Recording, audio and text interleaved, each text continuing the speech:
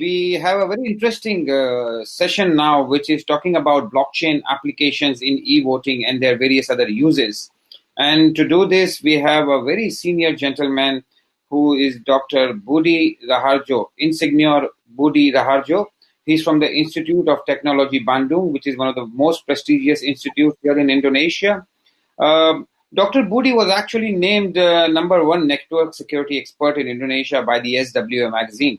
And he's currently working for his own companies, and he's also teaching at the Institute of Technology ITB Bandung, which is one of the best tech university here.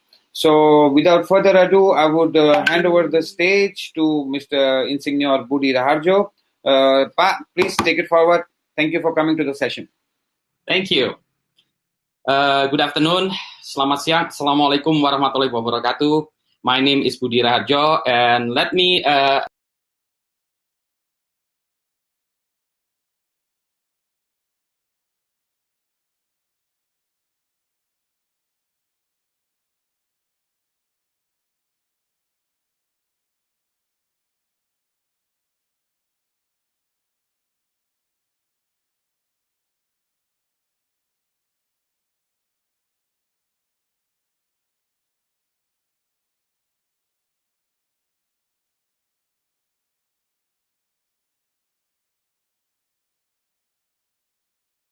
Okay, no, I'm live. Am I live now?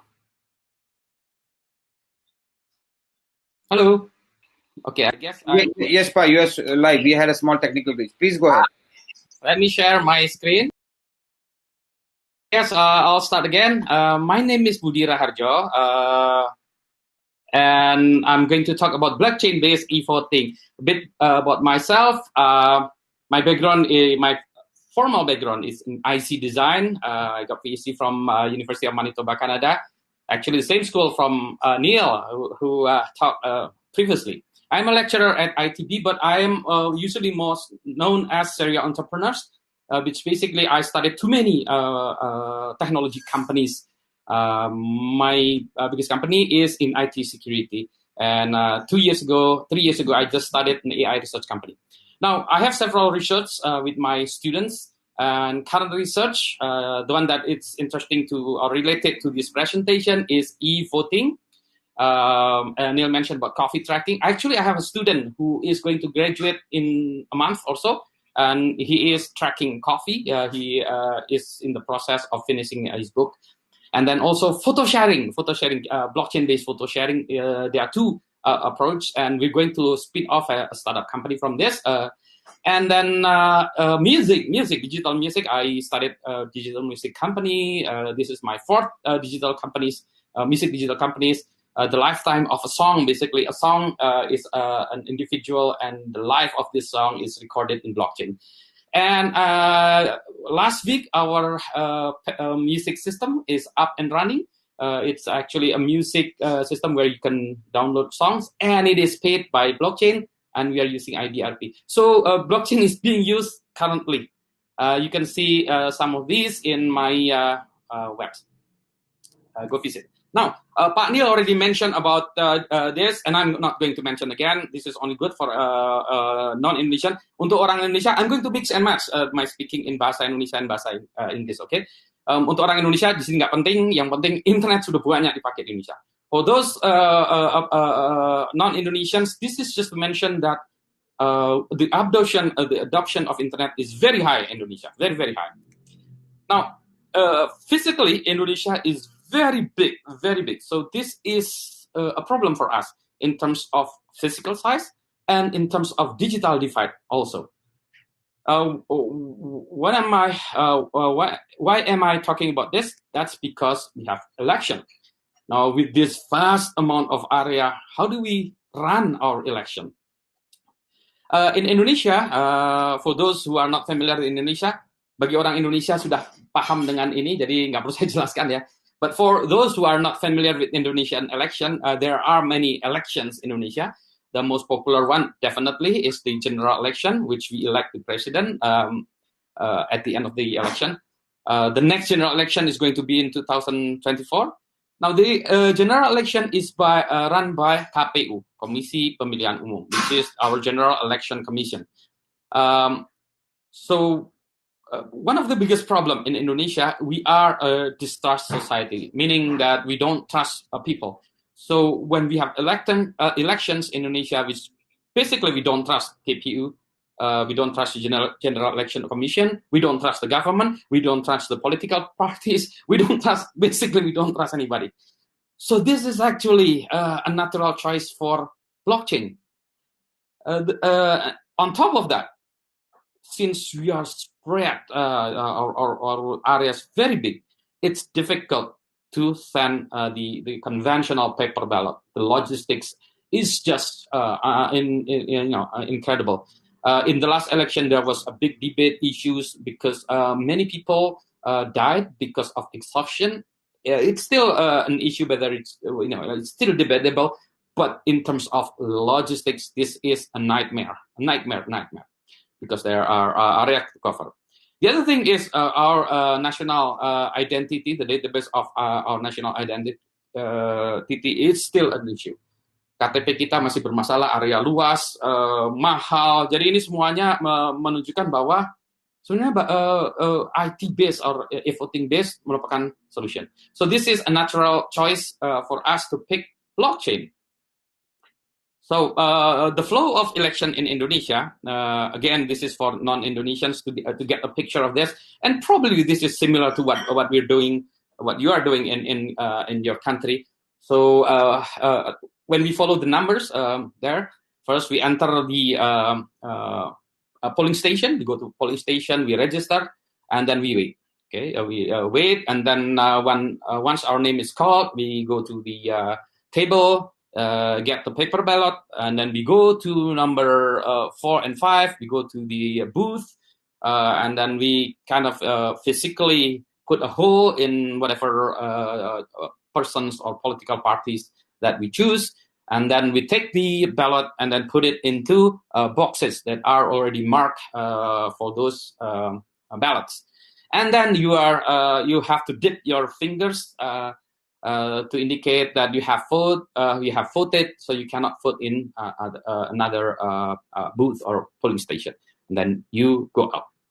So at the end of the day, once the process is done, then the committee there or the persons there open the boxes and they count and they tally the results.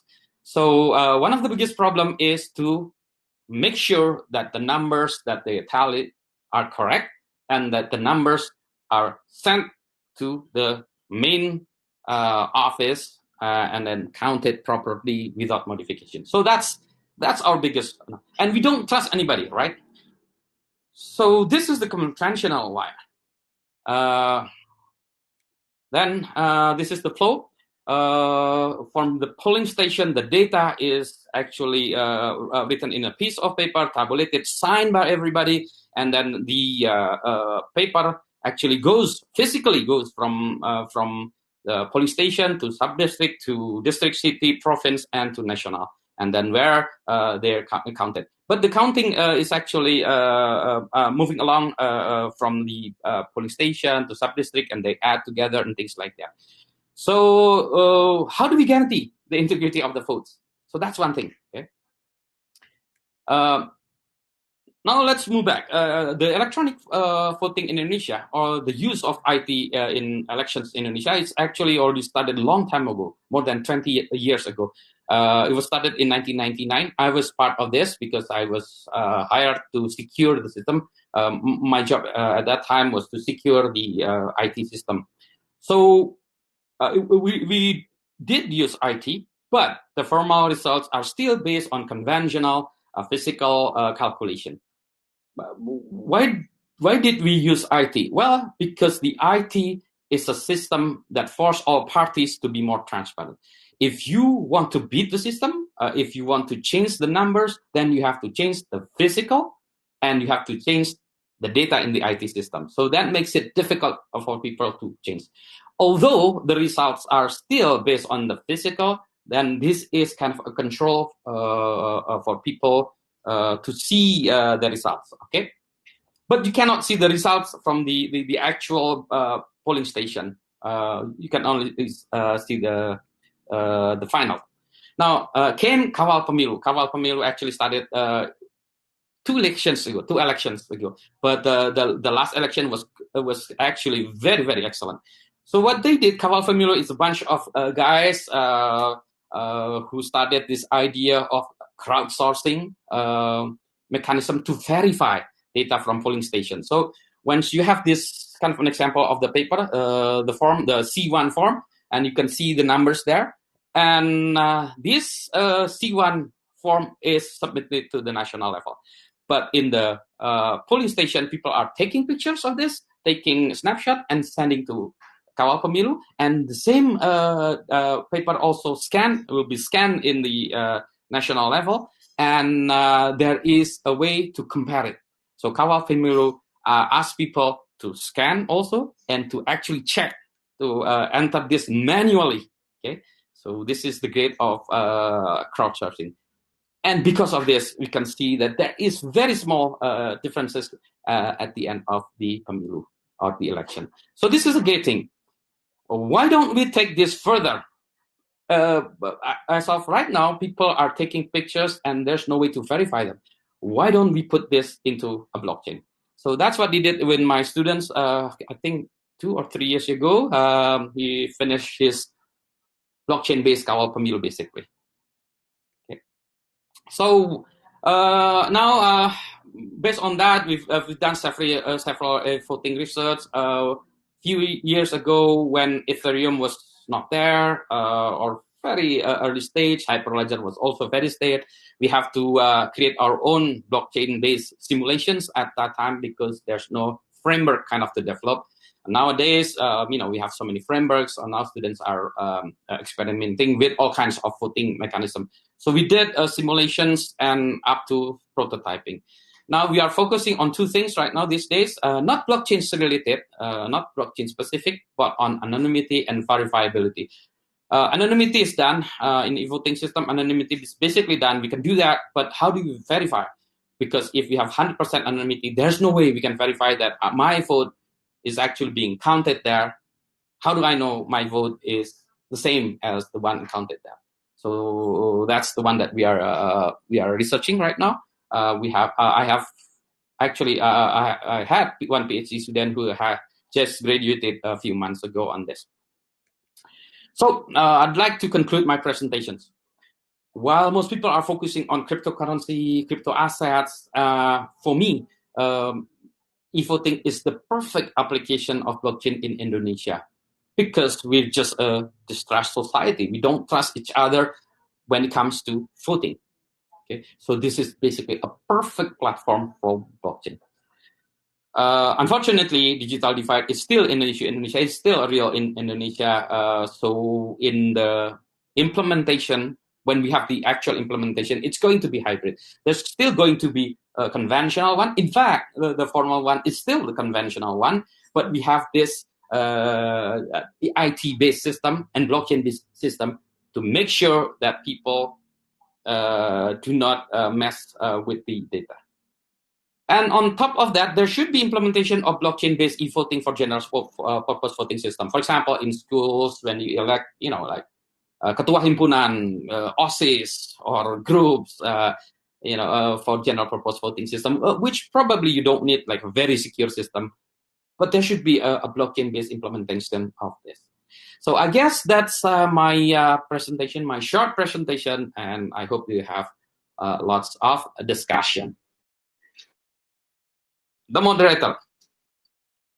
Okay, thank you, Pa Budi. Thank you so much for your presentation. It was indeed fascinating to see that how blockchain can be used into the governance side. And we strongly believe that into processes like e-voting, it will be quite extremely useful. So I thank you for your time once again. It was a pleasure to have you at Blockjakarta, Pa. You are welcome. Ladies and gentlemen, we will now switch over to the next panel session. Please stay tuned.